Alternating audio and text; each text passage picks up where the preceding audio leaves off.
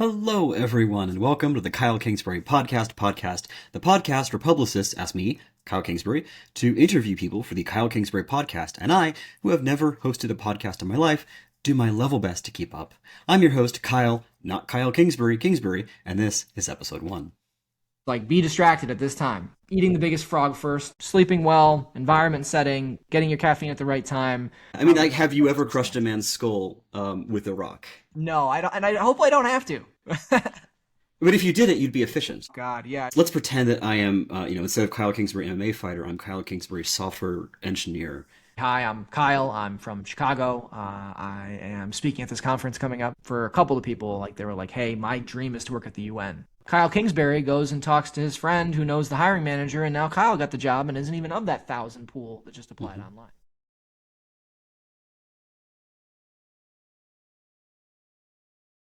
Hello, everyone, and welcome to the show. I'm your host, Kyle Kingsbury, and joining me today is Mr. Alex Dripchak, a sales leader, the author of the author of 100 Skills for the Successful Sales Professional and the new book Maximize. He's also the president and founder of the Commence Foundation, which teaches life skills to young adults.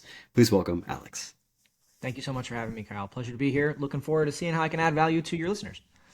I'm looking forward to it too. I wanted to lead off with, one of your introductory sales pitches for the book, which is that there are many books in this category, and they are great.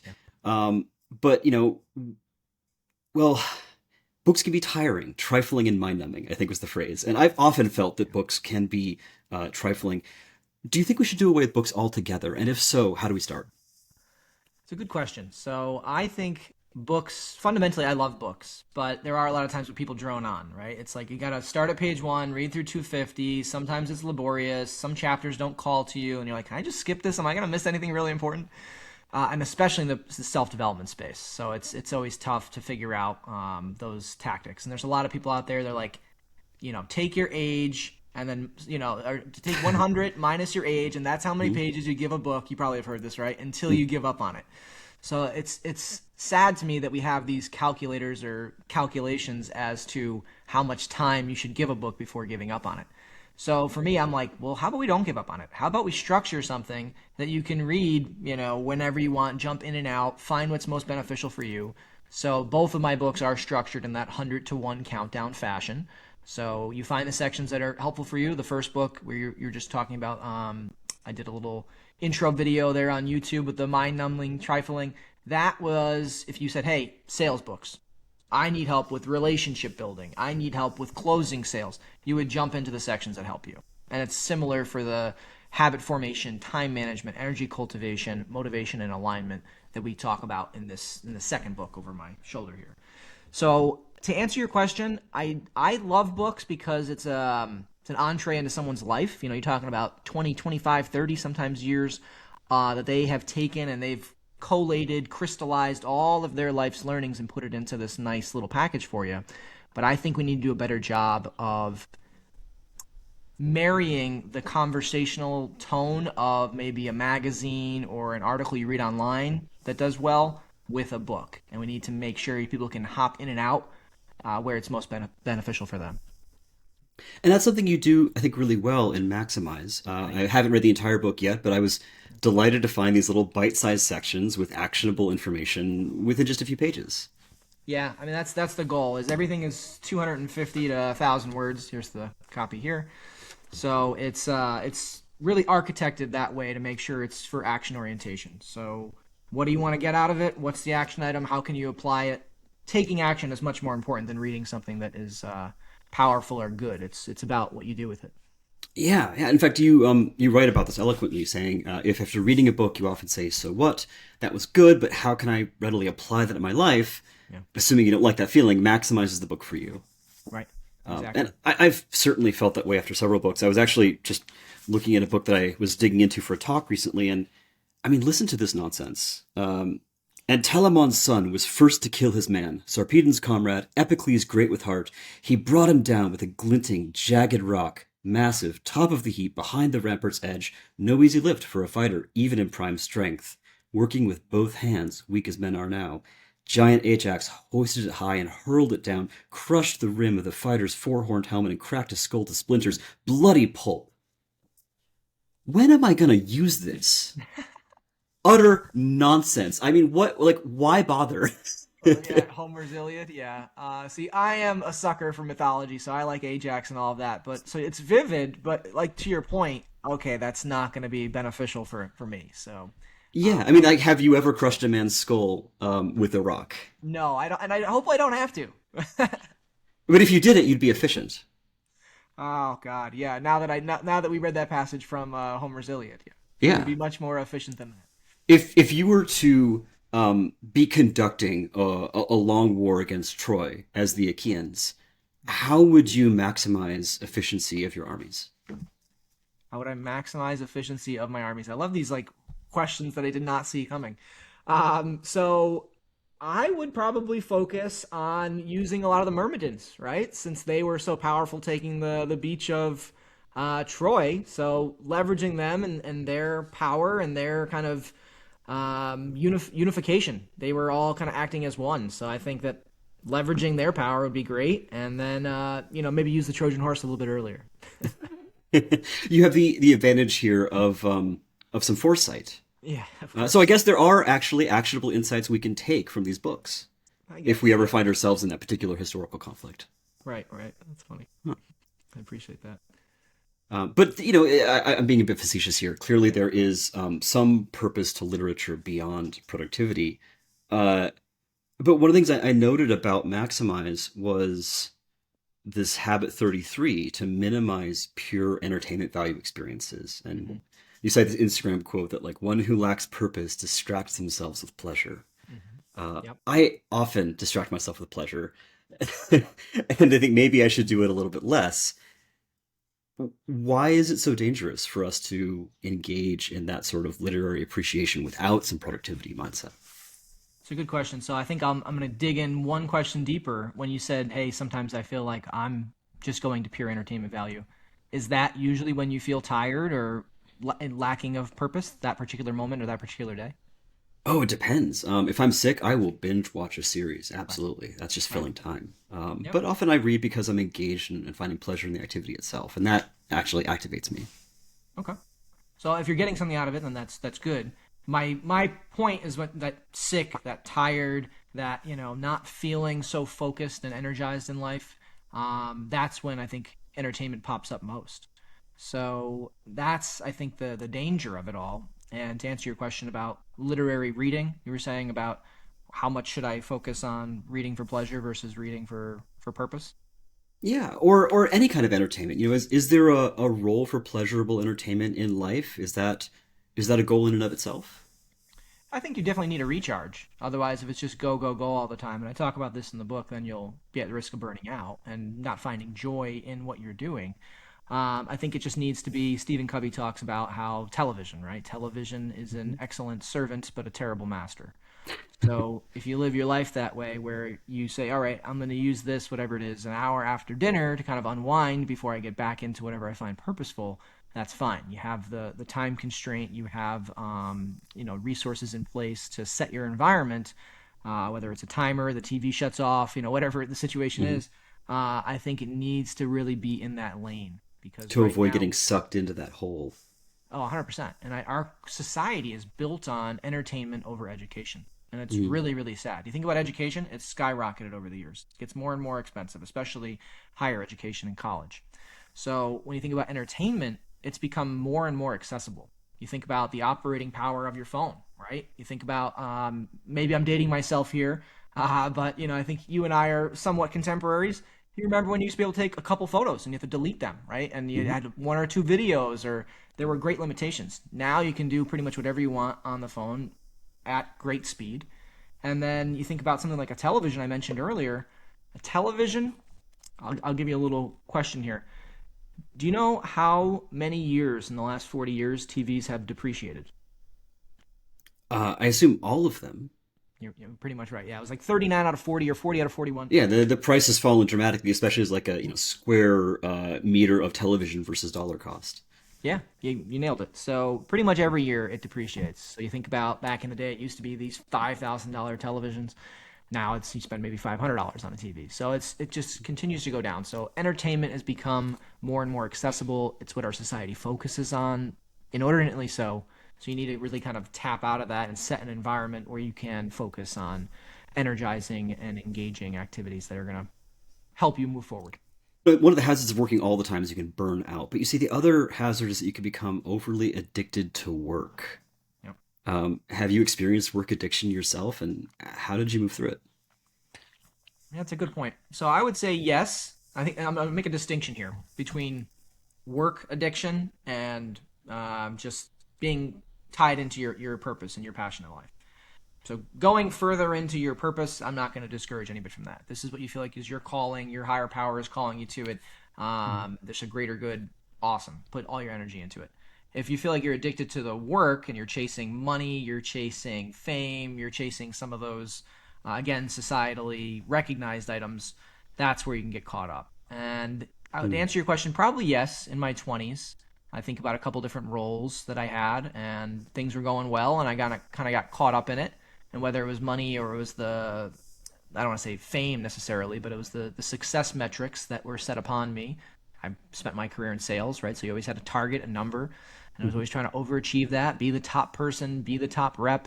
So trying to find ways to do that. I think, yes, did get caught up a little bit in being addicted to that chase. Sales is a highly competitive culture at most institutions, isn't it? Yeah, yeah, I would say so. I mean, it's getting a little bit more collaborative. I think people are realizing too, as we develop, there's a lot more resistance on people directly selling you. So there's a lot more on finding ways to network in through other people. It's called pyramid hopping. We teach in the course that you mentioned, the Commence Foundation. So it's how do I go to somebody that they know and like and trust in order to kind of establish credibility and get in through them as opposed to going directly. So you see that a lot through partner selling, which is collaborative as opposed to direct. But yes, in its nature, sales is competitive. Yeah. And you worked at Oracle during this time, is that right? Yep. I've worked at a lot of leading companies, Oracle and Mercer being the two that I'm predominantly talking about when I'm in my 20s. Did I see that you're the number one in production, both for calls and revenue at Oracle? Was that company wide? So that was for our organization, and that was back when I started my career. So there were a few top quarter, so top rep for the quarter for the country, top for the organization for a year, top for different metrics. Yeah, That's a big achievement, right? thanks. Yeah, I mean it was pretty good. Yeah. Yeah, yeah. I was wondering, like, let's pretend that I am, instead of Kyle Kingsbury MMA fighter, I'm Kyle Kingsbury software engineer. Could you show me how you would sell me Oracle as a database? So I didn't cover Oracle as a database, but first off, I think just fundamentally how sales should start is I would be doing my research on you, finding a few things that we can authentically connect about. So it's not just like, oh, you like the Yankees, cool, and then it's like, all right, well, what do you know about the Yankees, right? So finding some kind of connection point that is a little bit more unique, talking about that, letting them lead on the time as to how much they want to do on bonding and rapport, and then it's asking very effective questions. And they're all kind of centered on you and on your business, so they're not generic. And then it's really trying to approach it as, is this mutually beneficial for us? So it's not me trying to pitch you.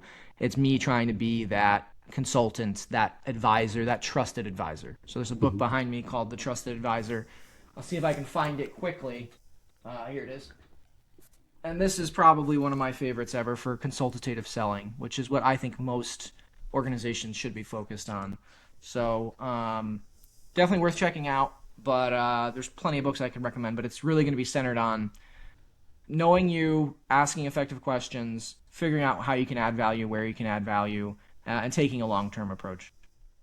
Yeah, you're doing a lot of pre-research, both on the individual you're selling to and on the sort of organizational opportunity before you even begin the sales process. Correct. Yep. There's quite a bit of upfront lead-in, and that's really how you impress people. I was just on a conversation with someone, and I knew I had the meeting for a month in advance because they were traveling.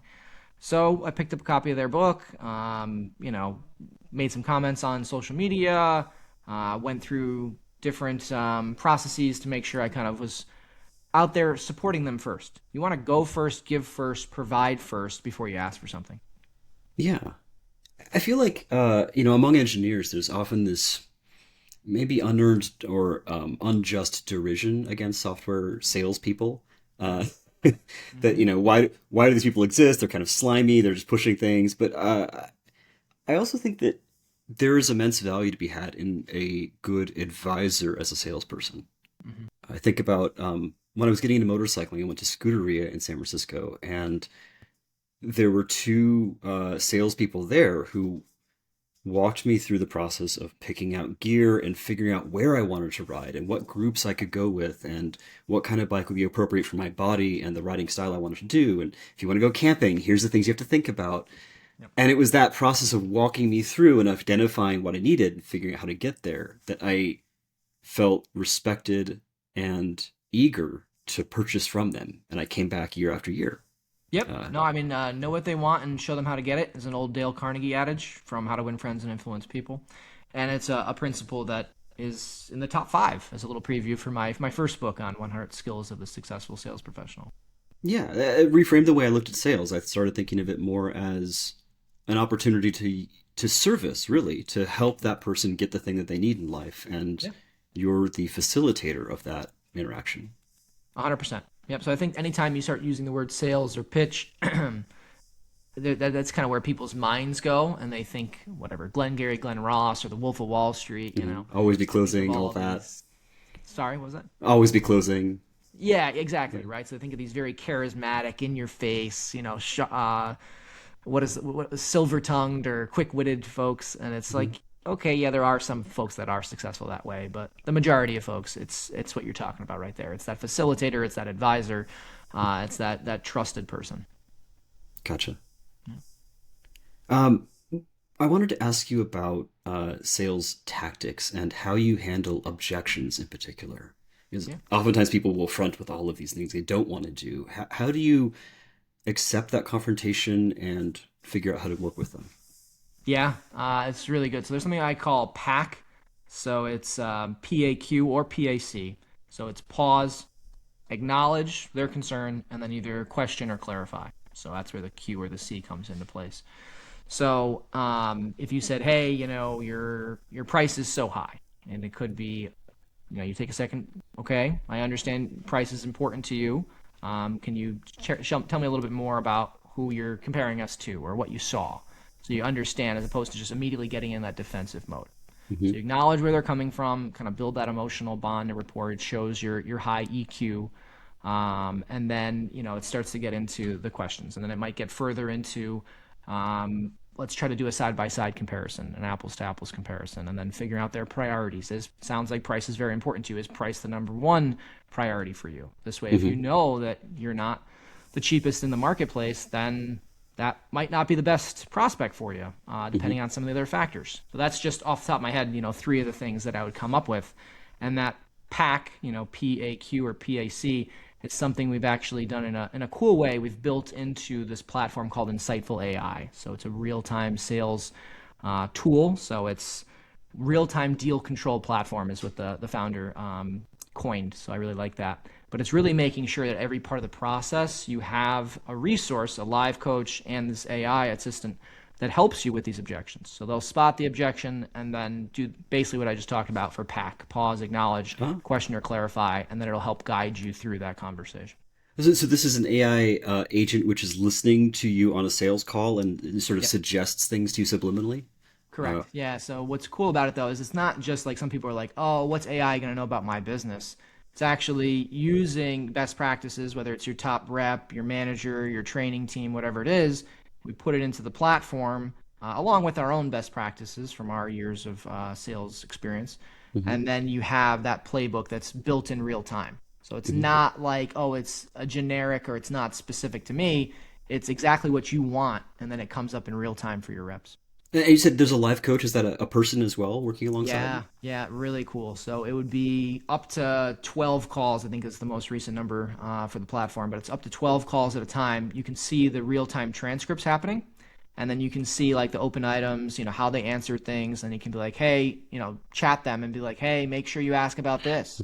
Or it can be, what, this person has two or three open items, or this person really needs some help. Let me join. And then you can join that call in real time. So as opposed to having to Um, be on one call, stuck for an hour on that call, and you weren't needed, the sales manager can triage across a dozen different calls and provide value in real time. Gotcha. One of the things that I've found in working with large language models is they can be really good at like within distribution kind of work, but when you get into the tail, they'll throw you just absurd answers that don't make sense. What's like the wackiest thing you've seen Insightful suggest to someone in a sales call? That's a good question. I think you probably have to ask that of my colleague Vu. So I've been more on the design part. I haven't seen as many of the transcripts. So I'm more in the advisory status as I focus on the foundation now. Um, I can't think of any really crazy hallucinations or verbiage that's come up. The accuracy's been quite high, but that's a good question. I'm gonna write that down and ask him. Craziest hallucination or verbiage that they came up with. Might make a fun story. Yeah, I mean, I think the good news is we're putting in what you want to see, so then it doesn't ever have those hallucinations. It's just drawing from, okay, we recognize the word price, right? And then Hmm. now we just go to our database of the 5 ways we answer the price objection. So So this sounds a little more like a rules engine sort of thing rules-based than engine. a Yeah, language yeah. model. Right, right. Okay, okay. So you've actually got a much more constrained set of responses available to you that Yeah, hopefully is a yeah. higher accuracy. Right, right. So rules-based engine. So that's where sometimes when we talk about AI, it's like, okay, well, is that AI? Is it not? There's other ways where interpreting sentiment and intent Hmm. and doing some of the summarization, action items, that's AI based. As far as the objection detection and handling, that's more of a rules-based engine. Okay. And you mentioned you're working at this foundation as well, and you also have a full-time job. Is that right? So actually, it's a good question. So I left my full time role or my work in the corporate space to focus on my foundation as of about 2.5 months ago almost. So Congratulations. thank you. Yep. So we had an article come out in Forbes in February about what our foundation's working on, and then just kind of took some of that momentum and now focusing on it full time, and really trying to help this next generation succeed with the tips that have the most impact on your life. Wow. As somebody who quit my job to go do this independent work, Yeah. it's a big scary lift, isn't Oh, it? 100%. Yep, Yeah. Like 100%. So congratulations, on taking that step, and hopefully it works out. thank you. Yeah, yeah. It's only 2.5 months in, but the fun part is we teach on financial well-being as Hmm. our main course. There's 10 different courses, but it's really forced me to practice what I preach. So I talk about what I call the unemployment rate of your money. So unemployment rate in the United States is about 4.3%. Hmm. So then I think about that and I go, okay, do you have 4.3% or less of your money in a checking account, a savings account, in cash? Because that's unemployed money. It's not working for your good because it's not going to out earn inflation. So if you have more than 4% of your money sitting in a checking, savings account, or in cash, it's not working for you. So it's sitting on the sidelines having a nice time in fun employment or unemployment. So Hmm. I was thinking about that same concept for me. So I'm like, how do I make sure all my money's working for me? And just recently, I made a move for my IRA and 401k providers that covered my monthly expenses. So it's like, all right, I have to get very creative now that I don't have that biweekly paycheck coming in. Hmm. Let me really, really double down here on the knowledge that we're teaching. So it's been very impactful for me, and I'm excited also to see all the benefits it's had for our students. Yeah. As a consultant myself, I irregular cash flow is a part of the job, and I've had to transition to like there are 6 months where nothing comes in, and then I get a ton, and Yeah. trying to plan responsibly for that is a challenge, one that I would not have been up for when I was a kid. 100%. Yeah. No, I, Uh, I, I hear you. You got to build up some of your reserves first, obviously. We talk about that liquid 3 to 6 month emergency fund, mhm. is what a lot of the articles talk about for financial well being. So, Yeah. note to anybody who's looking to be an entrepreneur out there, make sure you have some of your cash reserves before you start, because it takes a while. But luckily, I had this as a side kind of venture for a while before making it full time. And you're equipping young people, high schoolers, college students with these skills as Yes. well? Yep. So it's been college so far. We are looking, now that I have a little more time, to help some of the K through 12 schools, mostly 11th and 12th graders, with things like financial well-being, principles of persuasion, negotiation, emotional intelligence we alluded to earlier, some of Mhm. the sales skills, from the book, productivity from the Maximize, Mhm. and then advanced networking is one of my favorite classes. But financial well-being, advanced networking, the productivity course, interview skills, those are probably our top four. Okay. And I mean, this is obviously important for kids. Like I wish that I had a little more business sense when I was starting off, and I needed a lot of people to tell me like, here's how to price, and by the way, you should probably think about your pipeline for the next 6 months. Yeah. What do you find the kids are most receptive to, and what do they oppose? It's a really good question. So I think that the initial opposition is why do something extra, right? I have a big workload already. I have to do all these things for my GPA. Why would I come to this? So they view it as an extra thing. So incentivization is important there. Ideally, the school gives credit for the course. So talking with professors and they give extra credit, or it's a part of their participation grade, or ideally what I want to do and implement at schools is a 4 credit class. So each week we teach a different skill, and then they get something a part of their GPA in addition to a certificate from our foundation. So Okay. that's the goal that we're working towards. So that's the initial opposition is most of showing up, coming. How am I going to benefit from this? So showing them how they're going to benefit from it, building that network is important. So one of the things that we do in the networking class, so this is one of the things that they opt into more. Financial well-being, networking, these are the ones that usually have the higher participation. So networking, what I'll do is I'll say, all right, tell me 3 or 4 things that are most unique about you or most connectable about you. So you might say, hi, I'm Kyle. I'm from Chicago. I am speaking at this conference coming up, just based on our conversation. Yeah. So then I would say, okay, who are other people that are speakers from Chicago? Maybe I look at where you went to college. And then I'll say, all right, this is, who you are. Where do you want to be? Oh, I want to be working at this company doing X, Y, and Z. So I'll look for the people that are where you want to be. Right. And you got and came from where you are now. And then you say, hi, I'm a student at this school. I saw you were here. I'd love to offer you a tour sometime, catch up. But, wanted to get your opinion, your advice, your thoughts on X, and then trying to kind of open that door. So we'll do that exercise with them. And then for a couple of people, like they were like, hey, my dream is to work at the UN. And then they use this outreach model, someone they didn't know at all, got a call with them, had a coffee with them, got to know about the UN, working towards the internship. So it was just very exciting for them because they're like, wow, the goal of college is to get that great job. Yet most of the times when you go there, all it does is signal to employers that you are smart, hardworking, conscientious, things like that, but it doesn't actually signal the skills. They spent Now their we're time saying, reading literature instead of developing their marketable right, the whole capabilities. Brazilian, right, came up a few too many times.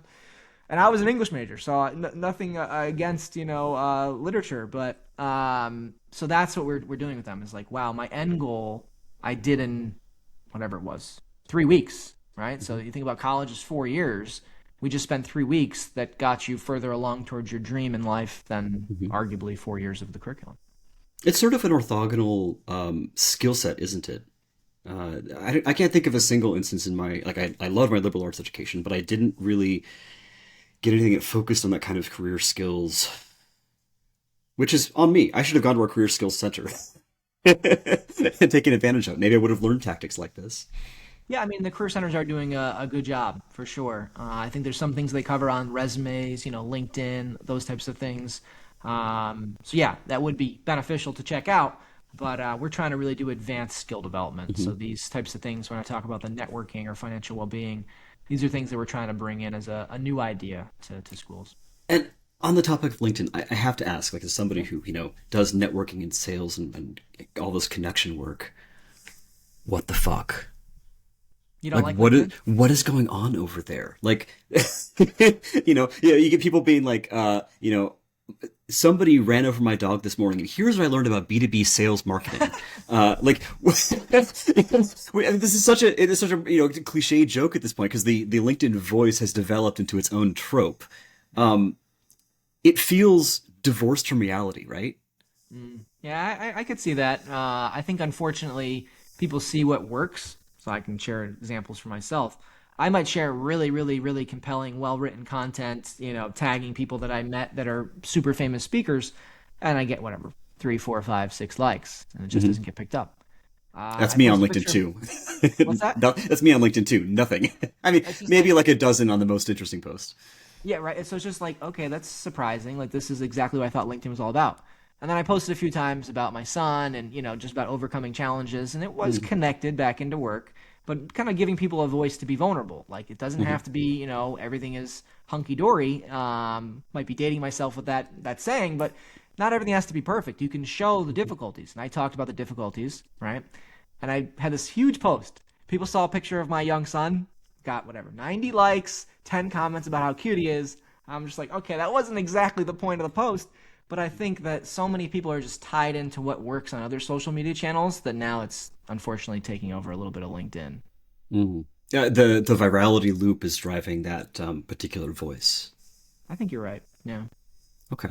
At least what I've seen in my posts and what I see with other people. So it's like, how does that connect into helping me with my professional development or my, my job? And it's like, well, I guess people don't really necessarily care as much anymore. Uh, if I am, trying to get a job via LinkedIn, what should I be doing now? Yeah.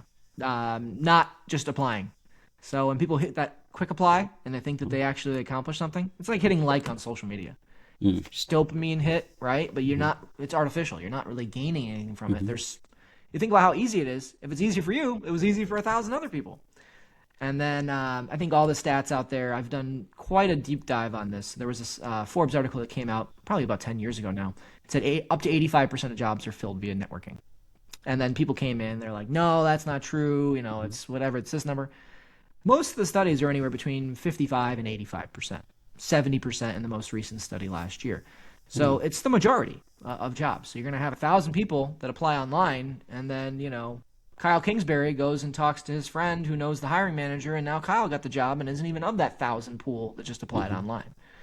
So that's the reality of the situation is you need to figure out ways to pyramid hop or direct network. So pyramid hopping, as I mentioned or alluded to earlier, it's not going direct, right? It's going to someone that they know, and then they can refer you in. And that's been a good route for me. So it's figuring out your pyramid hopping and your networking skills as opposed to how good is your cover letter, did I hit apply on LinkedIn fast enough before everybody else? Right. All of the skills that we were taught, I'm sure you got the advice about cover letters and resumes. It feels like that was useless for me in 2009 because of the economic crash. None of the jobs I applied to even so much as responded. Yeah. Ultimately, it was only sort of an indirect alumni network relationship that got me my first position. 100%. Yeah. So, I was thinking about it for me. I'm like, can I ever think applying online for a job offer or a job? I'm thinking about it, and I'm like, maybe there were one or two offers I considered, but I didn't end up taking. So every role I ever took was from a result of networking. So, maybe somebody reached out to me, and then I networked through that. But, yeah, I talk about it in my course. So fortunately, I've been a part of 18 interviews, and I've been offered the next step or the job in 15 of them. So it's 83% success rate. And I talk a lot about because of networking, but also because of indexing on time. A lot of people think, oh, I'll just do an hour of preparation. That'll be fine. That's what everybody else does. It's like, no, you do 3, 4, 5 hours. You find out ways to really stand out in someone's mind. And then they're like, wow, this person's in their own category of one, I call it. So it's like, how do you stand out as quickly as possible? Well, if you over-index your time on interview prep and maybe under-index your time on that cover letter, just for an example, that's a powerful example for how to stand out. This is the same kind of preparation you were doing as a salesperson. Yeah. Doing your research ahead of time on that position and the person you're going to be presenting yourself to. Yeah. Sales is a very important skill with many transferable skills gained from it. So I imagine that some of the sales tactics you're teaching to young people, even if they're never going to go into sales, they are selling themselves just to get the position at a job. Right? Yeah, there's actually a great book by Daniel Pink which says "To Sell is Human," and he kind of went through the labor market and said, okay, all the roles you think about that have some kind of client facing or some kind of situation where you have to go talk to your boss and persuade them or negotiate your salary or whatever it is. He was saying, I think the number he used was about 80%. About 80% of folks are in some kind of role where you're going to have to use sales skills. So it's a good book, To Sell is Human, Daniel Pink. I recommend checking it out. You've talked about, doing over-indexing on time, and I wanted to ask kind of about how you manage your time in general, which is the theme of Maximize. Yeah. In one of your blurbs, and this is not true anymore, but you said you were working 40 hours a week, 10 to 30 hours a week on a side job, 2 to 4 hours a week on sales. You're a husband, a father, you have a cat, you work out daily, you get 8 hours of sleep. Yeah. I mean, my God, I can only imagine what that would be like to sleep like that. How do you do it? What is your secret? Right. So there's a few secrets. So one is figuring out environment setting. So priming your environment. So right now I'm in my office at my house. It's good. I'm probably like 85 to 90% effective here. But I'm still within earshot of my wife. Hey, can you get a bottle for the baby? Can you do this? Can you do that? Can Hmm. you take out the garbage? Whatever it is, right?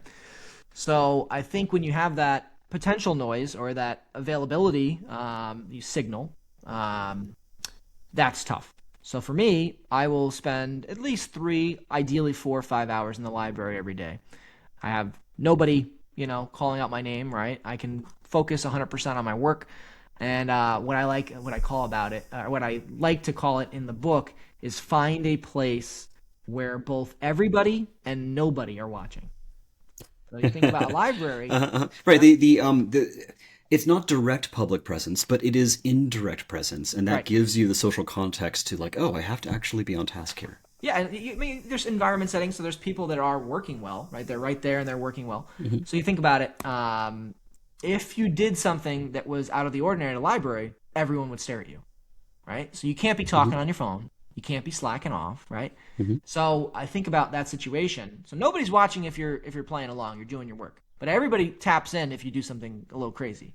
So an Hmm. example, a story I'll share is I worked at a silent library in college. I went to Boston College, and I enjoyed my time there. And my brother was also there, and he overlapped with me for a year. He came in with a whole big bag of food, and he opened up a can of Coke.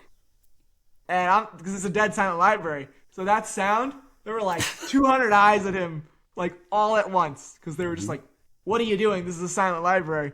Yeah. So it was pretty funny. So it's like that's a perfect example of everybody and nobody are watching. So environment setting for me is step one, Hmm. and then I would say step two for me is energy cultivation. So a lot of people will operate. You and I were talking a little bit this before the episode. Is a lot of people will operate and they'll be tired. They'll operate at 70%, 60%, 50%. Constantly. Yeah, exactly, right? And they're just like, oh man, I gotta get through, gotta get to 5 o'clock. Oh, da, Hmm. da, da, da. Now I have the benefit of, doing my own thing, and even in sales, you can kind of set your own schedule. But a lot of people can orchestrate their schedule to work for them. So the people that like to work out in the morning, nothing against you. That's great for health reasons. For me, for energy though, I want to maximize that morning awakeness, that you get Hmm. when you wake up. You get Hmm. your coffee or caffeine 90 minutes in is kind of the study, 90, 120 Hmm. minutes in. So then that's the most beneficial for you. And then when you get to 8, 9 hours of being awake, that's when I try to work out 7, Hmm. 8, 9 hours, so I don't get into that lull. Because if I get Hmm. into that lull, the couch seems great or a nap seems great, right? And then it's like the Hmm. productivity wanes and you might be done for the day. Whereas if I get in Hmm. there right when I'm about to expire energy wise, I recharge and then I can go for the whole day. So I think those critical things of, sleeping well, environment setting, getting your caffeine at the right time, and then structuring your exercise at the right time, that's really what's worked well for me. I see. Yeah. And you talked a little bit about designing the built environment of your life or the sort of time cues that are around you to give you the help you need to get into that work state. Yeah. Yeah. So I talk about environment setting, and James Clear is great for this. So he talks about a lot of people do, but if you're trying to eliminate something that's bad, you want to add friction to it. So it's, taking the remote and hiding it, or taking the batteries Hmm. out of the remote, unplugging the TV, whatever it is. Right, right. I hide the snacks on the high shelf. It doesn't stop me, but at least I have to think about it. Yeah, maybe get a stool, right, in order to get Hmm. up there. Yeah. So there's those, adding friction, reducing friction for the things that you want to make easier. Hmm. So leaving your running shoes by the door. For me, it's putting a book by the door so I grab it on my way out that I'm trying to read. So yeah, so there's certain tactics around friction and cues, which I think are really important. And I think it's Hmm. what you find inspirational. So I know Evan Carmichael, great resource for any entrepreneurs out there. Patrick Bet David, another really good one, and they both talk about kind of setting an environment where they have the people they admire, their friends and family, like looking at them. So there's a Hmm. picture of these people that they admire, and it looks directly at them during the day. So it's like I need to get back on task Hmm. because these people are watching. So I think that there's important things like that. I use a little jar of marbles too, so it's like making sure I don't miss whatever the goal is I'm working on at that particular time in my life. I don't miss adding that marble every day. Mm. Okay, okay. Yeah, yeah. So I think setting that environment of the people that inspire you most would be very important.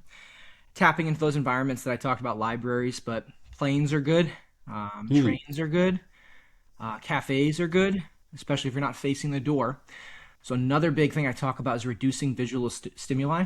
Hmm. So you think about a book. If you're reading a book, so you're reading Maximize, and you're reading it from here, you're probably not going to get a lot done. Because like right here, I can see my computer, I can see you, I can see my microphone, I can see my water bottle, I can see my ring light, I can see 5 other books. I can see a bunch of things around me. If I'm reading it here, I'm probably going to get a lot more reading done because it's the only thing I see. And then using your finger, reducing subvocalization. There's a number of tips that I recommend checking out Jim Quick's book Limitless for how to read more, read faster, read better. But that's one thing I try to find is reducing that visual stimuli. So for me, if I go to a cafe, I have to get a seat that is facing away from the door. Mm. Because otherwise, it's just somebody walks in, you hear the bell, it's just that Pavlov's dogs, click word response, whatever you want to say Yeah, from yeah. Cialdini. You look up and it's like, okay. And then, if they have a dog, that's going to get my attention. If they're wearing a shirt that says Boston College on it, that's going to get my attention. So there's just a lot of potential distractions there. So reduce visual stimuli, and then keeping spaces sanctified, I call it, so Mm. holy. It's when I'm in this seat, I only do work. And I'll get Hmm. as specific at a library where if I have to take my phone out, I go from here over to here to answer that text. Yep. Right. The I'll go to the physical next seat movement over. helps your brain reframe what you're doing. Reframe, and also it keeps this space locked in. Set aside. That particular, so what is, I say library, Hmm. I have a particular chair. So it's like I go and it's 2 tables back from the end, and it's on the end. And like when I come into the library, if I see someone sitting there, I'm like, oh man, like they took my seat, even though obviously it's a public library. But so I try to think about seats that I can keep 100% pure. This is a sacred space in the original Latin sense, that which is set apart. Yep, exactly. You also said, producing a sort of social expectation of productivity by having other people in the cafe or in the library helps. And you have this work pattern to pretend the person you most admire or desire is watching. Yeah. And if you wouldn't mind, I'd like to read this little passage. Yeah, go for it. Your work knows no bounds. Your genius cannot be grasped. It breaks the bounds of normal human performance. You are a voracious learner, a spectacle others are captivated by. Your focus has others in awe. Your heightened state or madness is immediately assumed as prodigious. And I thought, my God, he knows me. Did you write this book about me personally? But you, yes, of course. Yes, I'm so divine thankful. intervention. They said, right Someone there. has finally recognized it.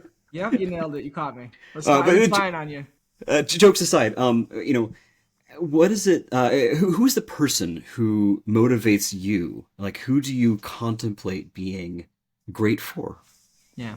So I think some of the people I've read, right? I mentioned Jim Quick. So I've given him many shout outs, and I'm finally going to meet him actually in 2 months' time. So I'm excited about that at an upcoming conference. If anybody here is a big reader, Book Thinkers, I'll give them a little plug. Phenomenal conference and leaders there. So check it out in Boston. But anyhow, Jim's going to be speaking there. So he's probably the person that's really kind of been my catalyst or my impetus to really changing my life and focused on self-development or professional development, whatever you want to say. So his book Limitless was my domino that, led to another 150 plus books that I've read and another 200 that I've listened to. So yes, he's probably my motivating force. But there's, Brendan Burchard's great. Vanessa Van Edwards is a connection of mine. So I think about the work that she does, and that inspires me. So yeah, there's a number of people I think in the space, mostly authors that are doing really well. And you imagine Van Edwards, like watching you as you're writing your book and being like, look at that. He is so on task. I mean, maybe. I mean, she's more in the emotional intelligence space for what we teach, but productivity-wise, yeah, Jim, right? It'd be great. It's like he's pretty impressive. So he can get up on stage, say, "What's your name? Where are you from? What do you do?" Do that 15 times, and then go walk it back in his head and be like, "All right, this is this person. They did this. They were from this place." And he does that live, right? So he does the Memory Palace, which we teach in our program. He does that live, and he's very good at it. So he's extremely locked in. So when I think about that, I think about how impressive it is. Which is a critical skill for networking, that ability to memorize people's stories and to, give them the attention and respect they deserve. 100%. There's Adam Grant talks about what he calls inverse charisma, and I really like it. It's instead of like trying to be charismatic and outgoing and the big force in the room, it's how can you dominate the listening? How can you make someone feel like this is the best they've ever been heard, the best they've ever been listened to? Like I'm the most submissive. I don't know about submissive, but like I hear you the best, right? I'm a Yeah, yeah. captivated listener.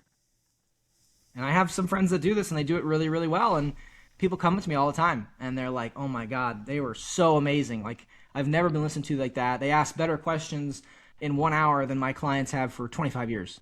And I'm like, yep, she's that good at that. Like that's her whole persona. She's amazing at listening. So Which is a hard to cultivate skill, especially in a culture which teaches men to dominate speaking and production and not to focus so much on caregiving or attention. yeah, I think it's one of those things that since so few people are focused on it, the opportunity for you to stand out is that much greater. In maximizing, speaking of power, you talked about the importance of power poses, and I was trying to visualize a few of them, but I'm not sure I got it. Would Okay. you, if I might ask, would you be able to show me the French aristocrat? Ah, the hands on the hips, wide shoulders, Hmm. standing up straight. Yep. This Okay, is that's kind of what you're getting at. very So, good. and you And had is the this? game-winning goal. Uh huh.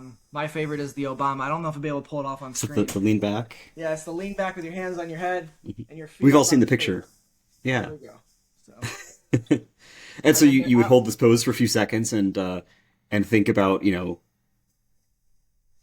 having that person who validates your hard work, seeing how great you are at that thing, and that motivates you to go further. yeah, that's a big one. There was also there was a really good therapist that I worked with a long time ago, and he said, anytime you're going through a tough moment or you have imposter syndrome or like that, think about a moment in your life where everything went really, really well. Hmm. So he goes, make that as simple as possible. It's a sentence. It's 3 words. It's 2 words. It's a single word. So for me, it was Santa Clara. So that's where we did our training program for Oracle. So anytime where maybe a client doesn't go through, or there's a speaking engagement I thought I was going to have, and then it doesn't end up coming to fruition, whatever it is, I'll just say to myself, all right, Santa Clara, and it's like, okay, that was the place. I made a lot of friends.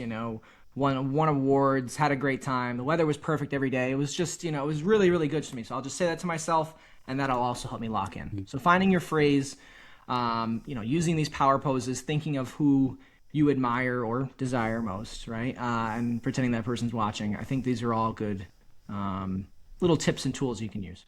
And calendaring too, right? Yeah. So You talked about calendaring for several the. approaches. Sorry, go ahead. You talked about several approaches for calendaring. Yes, yeah. So I think one of the ones I try to do now, so Calendly and Outlook, they all like to default to like a half an hour. And so there's something called Parkinson's Law, and it says time expands to fill its allotment. So if something only takes you 10 minutes, but you have a half an hour blocked for it, you'll spend a half an hour on it and you'll feel good you accomplished it because it's like, all right, I got it done. Awesome. I did it right. However, it only took 10 minutes. So you lost 20 minutes, right? You could have done that same task 3 times or whatever it is. So making sure you have a good awareness of how long a task takes and calendaring for that appropriately. And this starts with doing atypical invites. So I capture people's attention with metal business cards. Funny enough, I got one of my clients I think they were so impressed that I put all this time and attention into my business card. But another one is sending a calendar invite for 25 instead of 30 minutes. It's not only is it more productive, but it gives people back time in their calendar. I've had so many people say, Which you Alex, need to reset. exactly, before their next meeting, especially if they're super busy. It gives them that time to get that cup of water. It gives them that time to go to the bathroom, whatever they need to do before their next appointment. So it's a high EQ move. So find those ways to break conformity. People are going to appreciate it. My boy uses an unconventional calendaring system, and I was wondering if you could tell him what you think. I'm hoping he listens.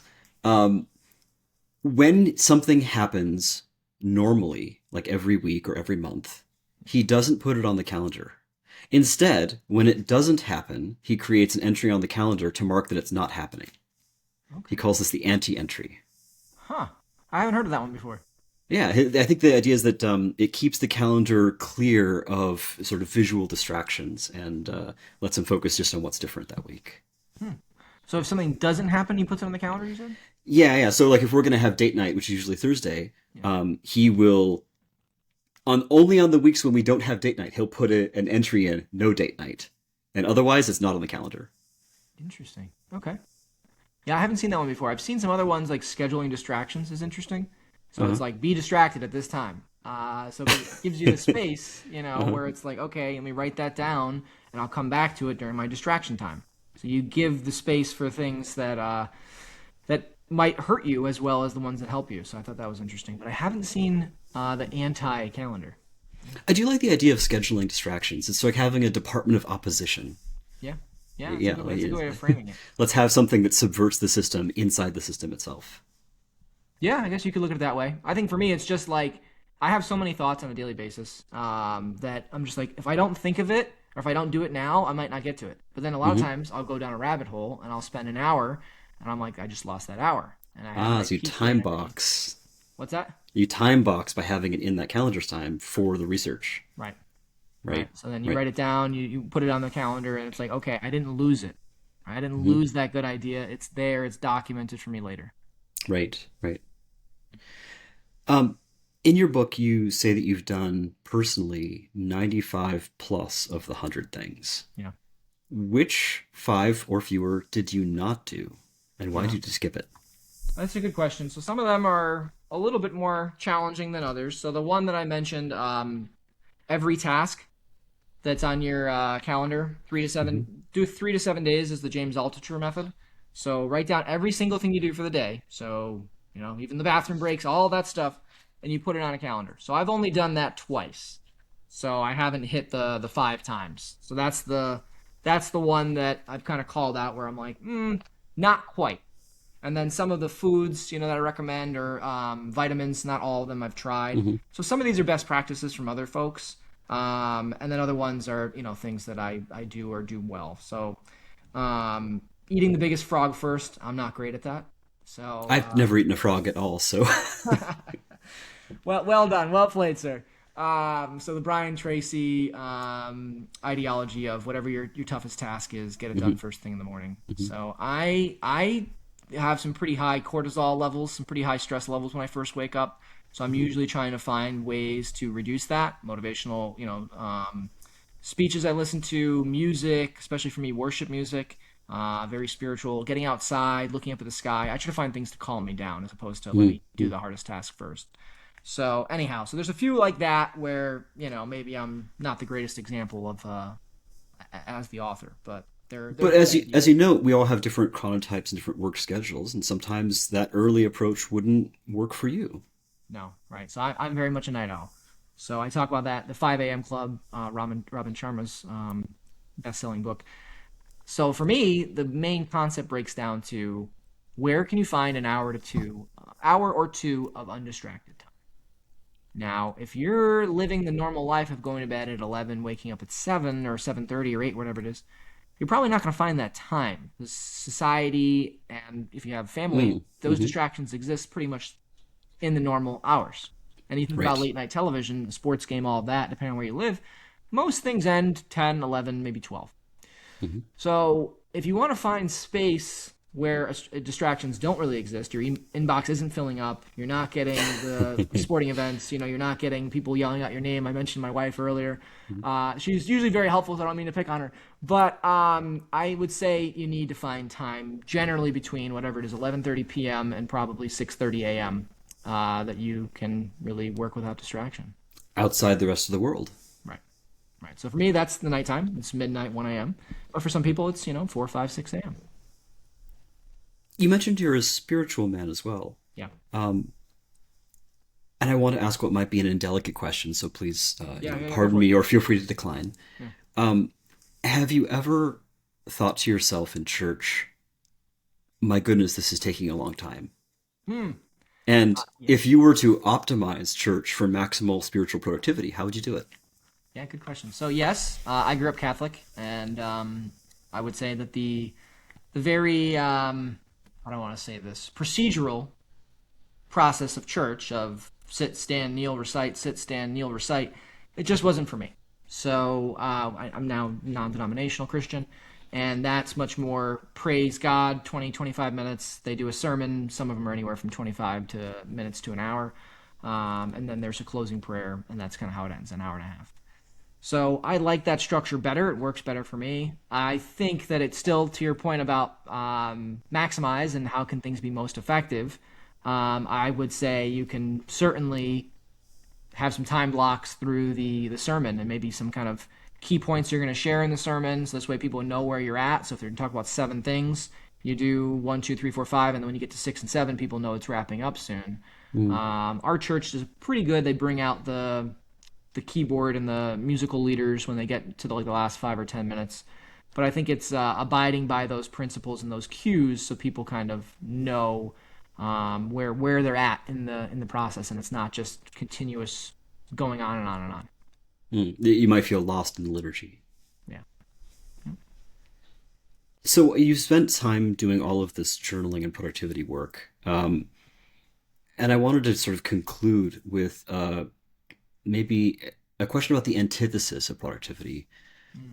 I've finished James C. Scott's Seeing Like a State this year, and one of the things that's stuck with me is the way in which high modernist societies used statistics and documentation and structure to impose a legible skin over the messy reality of society.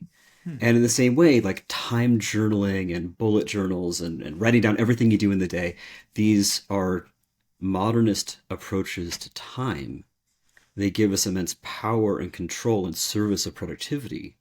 What is it that these approaches omit? What do we lose by looking only at productivity in that way? Yeah, that's a powerful concept. I'll have to read that book. So I would say when you're just focused on time and just kind of KPIs or key performance indicators, you get wrapped up in again, very spiritual. You get wrapped up in a very earthly way of looking at life. So you don't focus, there's not enough reflective or reflection time. So I think that's important to schedule as well. So in my book, I talk about play out your fly on the wall scenario. So let's pretend, unfortunately, you tragically pass away today. What do people? Don't get ahead of me here, right? I want to make sure you finish the episode at least, Kyle. No, I just so God forbid that happens for anybody. But let's say that eulogy situation. What do people say about you? What did you want them to say? What is that gap? How are you going to close that gap? That's one of the things I talk about in the book. So what is the legacy you're leaving? A lot of people don't think about this until their kids are graduating college. They think about, wow, my kid's graduating college. It's one of those momentous occasions.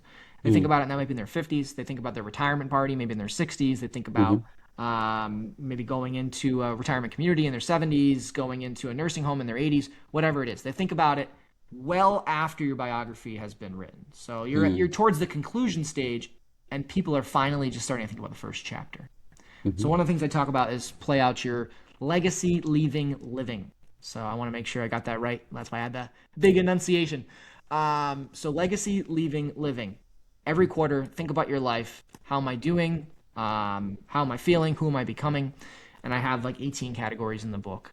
So I would say that's one of the real things that the time systems don't allot for. If you just only focus on what you accomplished, you don't take that broader lens of, well, is this what I want to be doing? You caught up in sales in the example we've been talking about, but if sales isn't your end-all be-all, which for most people it isn't, how are you making room for everything else in your life? I'm thinking of, one of Scott's examples is mid-century German forestry, and there was this project by which they cleared out the forests, which were only a few stands or only a few trees of like serviceable timber for shipbuilding. They would clear out all of the underbrush and they would plant neat, orderly rows of all of the same species of tree, and had phenomenally productive yields for some decades. And this was fantastic. Finally, you could predict the outcome of a forest. You were getting far more usable timber per hectare. And yet the system collapsed because it turned out that all of that unproductive brush, the habitat for creatures, the pollinators, the support rhizomes, the various contributors to the soil life cycle, the nitrogen fixers, those things were critical to soil health and safety, and monocultures suffer from disease. Mhm. Um, and I wonder almost if maybe a monomaniacal focus on productivity or purpose might lead us to this path of losing out on the rich and unquantifiable but essential mess of life. Hmm. That's a powerful question. So I usually think of purpose as the antidote to getting caught up in just pure productivity. But is there another element here that we're missing? Potentially. I think if you read, have you read Eckhart Tolle's work, The Power of Now? I have not, but I actually have one of Phil's works behind me at the moment. Yeah, so it's one of my favorite books of all time, The Power of Now. And that's talking about, not getting caught up in the past or not focusing too much on the anxieties of the future, but really living in the moment now. 95 plus percent of the time, there's nothing wrong with the now. So why not just live in it and enjoy it? So I think part of that harnessing the now or leveraging the now, living in the now, gets at recognizing some of these resources that you're kind of alluding to that would otherwise not get recognized if you just focus on productivity and purpose. So I think Mm-hmm. tapping into the now might be an antidote for that. But it's a powerful question. I don't have the answer for you. I don't know exactly what it would look like either. Yeah. Perhaps it's you know, uh, the making pancakes with your son one morning and starting a food fight and, cleaning up the kitchen and having to just talk about, what's happening with your grandfather's health struggles. Things are all in life blended together in joy and sorrow and boredom and mess and excitement. And, Yeah. uh, those things maybe can't be ordered. And Yeah. yet, should we fail to order our lives or think or reflect about our purpose at all, we can live lives that sort of end up feeling maybe undercooked, Mhm. like we didn't get to the places we needed to go. There must be a balance, right? Yeah, I would agree. I mean, maybe this is helpful to folks. Maybe it's something they already do, but I also try to picture myself, when I'm 20, 30 years older and I'm like, what are the moments I want to make sure I don't miss? So you mentioned the Mm-hmm. pancakes with your son. For me, there's times where I'll be walking hand in hand with my son and I'm like, this would make for a great photo. I want to make sure I have this remembrance later on in life. So Mm-hmm. I'm like, I hand my phone to my wife, she takes the photo. Or if I have him up on my shoulders and we're running around, he's cracking up, take a video. So it's much easier in today's day and age. You think about parents of the 80s and 90s; they had to get the big camcorder out, right? And it was a big Mm-hmm. process. So I mean, that's for me as I just try to stop and think sometimes. Okay, what do I want to make sure I've captured that might not necessarily be? I mean, you can argue purpose certainly for your legacy, your children are a part of that purpose, but the making pancakes example. It's not necessarily productive and it's not necessarily the legacy you want to leave or the purpose that you have in life, Mm-hmm. but it is important. So it's just kind of thinking through what are those daily activities that are powerful right now that I'm not going to have later on in life, right? I'm not going to be walking my 3 foot son down the road in even a couple Mm-hmm. years, right? So he's going to grow up. So what are those moments right now that you need to capture, and then making sure you capture them? I only get so much time to play tug with my dog, and Yeah. even though I'm occasionally resentful because I want to be on task and he's distracting me, I remind myself that this is essential, unstructured time, and that it's his life too. And I think it also, when you think about the ephemeral existence that we have here, it really helps you tap into being forgiving, seeing things from other people's perspectives. So seek to understand before being understood is a principle, I think Stephen Covey again. So it really helps you on that rebound time. So if you're mad at somebody, you get over a lot quicker when you start to understand how fleeting time is and how these experiences aren't as profound or sorry, they're not as readily available as we think that they are. So I think it's a good exercise you're thinking about when you're thinking about tug with your dog. And if he eats your turkey off the counter and you want to be mad at him for a while, Mm-hmm. he's got a shorter life than we do, and there's other moments that you want to make sure you appreciate, so you get over it faster. Mm. Thank you, Mr. Triptych. It's been an astounding conversation. I really appreciate your time. Yeah, no, I've really enjoyed it, Kyle. What I do want to say for your listeners, so if anybody reaches out to me on LinkedIn, shoots me a personalized message, I will not respond if it's non-personalized. Shoots me a personalized message, one thing you learned, either from Kyle or from myself, that's going to help you in your life. I'll make sure you get a free e-copy of Maximize. Thank you very much. Yeah, absolutely.